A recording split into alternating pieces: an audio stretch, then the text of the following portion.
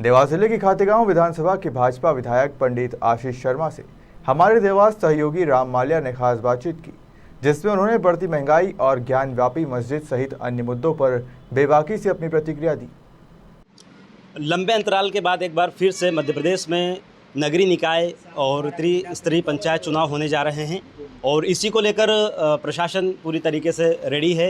हाल ही में देवास कलेक्टर चंद्रमौली शुक्ला ने भी राजनीतिक दलों की एक बैठक की है और बैठक में सभी दलों के कांग्रेस, बीजेपी सहित अन्य दलों के नेताओं को बुलाया गया है और आरक्षण को लेकर भी बात कही गई है। हालांकि 25 मई को आरक्षण होने वाले हैं। इसी विषय को लेकर आज हम खातेगांव के विधायक पंडित आशीष शर्मा जी से बात करेंगे। सबसे पहला सर, खबर मध्य प्रदेश में आपका स्वागत है सर। बहुत धन्यवाद राम जी। सर, चुनाव होने वाले हैं और लंबे अंतराल के बाद 3 साल बीतने के बाद एक बार फिर से अब त्रिस्तरीय पंचायत चुनाव होने वाले, नगरीय निकाय पंचायत चुनाव वालों, इसको लेकर आरक्षण भी 50% ST SC OBC को लेकर हुआ है। इस विषय पर आप क्या कहना चाहेंगे? विकास के मामले में चाहे नगर पंचायत हो, ग्राम पंचायत हो, वार्ड के पार्षद हो, पंच, जनपद, जिला पंचायत हो, इनकी बहुत महत्वपूर्ण भूमिका रहती है। ये सब लोग जब मिलकर काम करते हैं तो विकास हमें दिखाई देता है। निश्चित ही बहुत लंबे समय के बाद ये चुनाव हो रहे हैं और मांग की जा रही थी समाज के अंदर से भी कि चुनाव हो, लेकिन कुछ कानूनी जटिलताओं के कारण अब इस चुनाव का रास्ता साफ हुआ है। अतिशीघ्र हम नगर पंचायतों, पालिकाओं, निगमों में और ग्राम, जनपद पंचायत, जिला पंचायतों में प्रतिनिधि चुनेंगे। ये बाड़ियाँ स्थापित होगी और आगे आने वाले 5 वर्षों में विकास की रूपरेखा को तय करेगी। मैं ऐसा मानता हूँ कि शिवराज जी का जो संकल्प उन्होंने विधानसभा में व्यक्त किया था कि हम OBC को उसका हक दिलाकर रहेंगे, मैं ऐसा मानता हूँ कि OBC के हितों की जीत हुई है। जी सर, अभी हाल ही में दिग्विजय सिंह ने एक जो है सोशल मीडिया पर पोस्ट वायरल की है और खातेगांव में एक दलित भीम आर्मी के कार्यकर्ता को के बचाव के लिए TI को बर्खास्त करने की जो बात कही है पोस्ट के माध्यम से, ये कितनी बात सही है?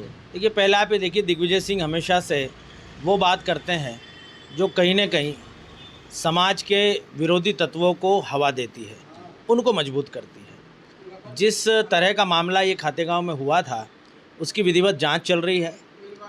जिस समाज के प्रति, जिस भगवत प्रवक्ता के प्रति 2 लोगों ने अश्लील शब्दों का, अपमानजनक शब्दों का इस्तेमाल किया था, वहीं से पूरा मामला चालू हुआ था और उसमें पुलिस प्रशासन जांच कर ही रहा है।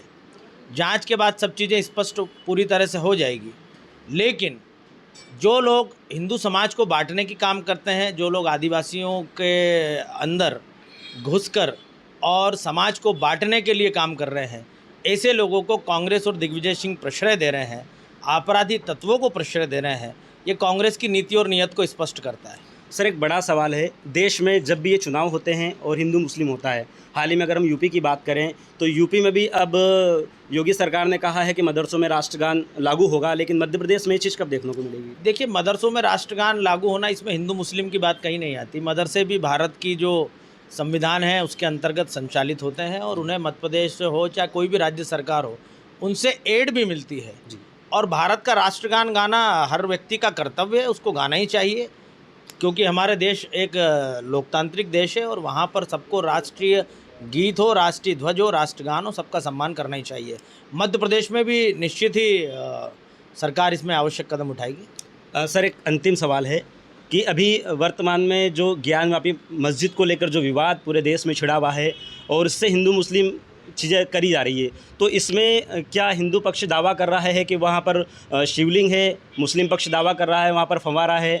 इसी विषय को लेकर काफ़ी बहस छिड़ी हुई है। कुतुब मीनार की बात की जाए, ताजमहल की बात की जाए, तो कितना ये चीज़ें सही है? जो चुनाव आते हैं तब ये चीज़ें आती, इस विषय पर आप क्या कहना चाहेंगे? देखिए, देश में वर्षों भर चुनाव होते हैं, किसी एक चुनाव से किसी घटना को जोड़ना उचित नहीं है जी। आपने देखा होगा कि एक लंबा कालखंड इस देश में गुलामी का रहा है और किस तरह से मंदिरों को तोड़कर वहाँ पर मस्जिदें और आस्था केंद्र स्थापित किए गए हैं। ये इतिहास कहता है, हम नहीं कह रहे। और इतिहास अपने आप को प्रकट अवश्य करता है। जो भग्नावशेष हैं, जो मस्जिदें हैं, उनके अंदर से जो प्रतीक चिन्ह मिल रहे हैं, वो चीख चीख कर कह रहे हैं कि यहाँ पर कभी हिंदू मंदिर अस्तित्व में थे। काशी विश्वनाथ हो, मथुरा में भगवान कृष्ण की जन्मभूमि हो या अयोध्या का राम मंदिर हो, ये तो हमारी प्रमुख आस्था के केंद्र हैं ही। लेकिन इसके अलावा भी जहाँ जहाँ पुरातत्व विभाग की जांच में, न्यायालय के निर्देश से ऐसे साक्ष्य मिलेंगे कि यहाँ पर मंदिर था, तो वो सब मंदिर हिंदुओं को मिलना चाहिए। सर, आखिरी सवाल, महंगाई को लेकर लगातार जो है विपक्ष आरोप लगाती है कि देश में महंगाई बहुत ज़्यादा बढ़ चुकी है। हालांकि अब चुनाव आने के बाद तत्काल मोदी जी ने पेट्रोल और डीजल में और रसोई गैस में 200 रुपये कम किए। चुनाव के पहले ये चीज़ें देखने को नहीं मिलती है। देखिए, कांग्रेस की सरकार 60 साल तक इस देश में रही, मध्य प्रदेश में भी रही। उस समय की महंगाई की बात कोई नहीं करता, लेकिन आज अगर महंगाई की बात कर रहे हैं तो इसका दूसरा पहलू आप ये भी देखिए कि आज करोड़ों प्रधानमंत्री आवास गरीबों को मिल चुके हैं, झोपड़ी से पक्के मकान में रह रहा है। 8 करोड़ से अधिक उज्ज्वला गैस के कनेक्शन मिल गए हैं। गरीब का जो इलाज में खर्चा होता था 5 लाख तक का खर्चा आयुष्मान कार्ड योजना में सरकार कर रही है। गरीब की बेटी लाडली लक्ष्मी, उसका कन्यादान, तीर्थ दर्शन, 1 रुपये किलो गेहूँ, 1 रुपये किलो चावल, कोविड के समय लगभग 9 माह तक का निःशुल्क राशन, ये सुविधाएं कब गरीबों को मिली? इसलिए गरीब व्यक्ति का जीवन आज भारतीय जनता पार्टी की सरकार में पहले से अधिक सुलभ और आसान हुआ है। महंगाई का ढिंढोरा वही लोग पीट रहे हैं जिनको मोदी सरकार के खिलाफ कोई मुद्दा नहीं मिल रहा है। मोदी सरकार ने इस देश के कमज़ोर और मध्यम वर्ग को ऊंचा उठाने का काम अपनी नीतियों के माध्यम से किया है। बहुत बहुत धन्यवाद। तो ये थे खातेगांव विधायक महंगाई की बात कोई नहीं करता, लेकिन आज अगर महंगाई की बात कर रहे हैं तो इसका दूसरा पहलू आप ये भी देखिए कि आज करोड़ों प्रधानमंत्री आवास गरीबों को मिल चुके हैं, झोपड़ी से पक्के मकान में रह रहा है।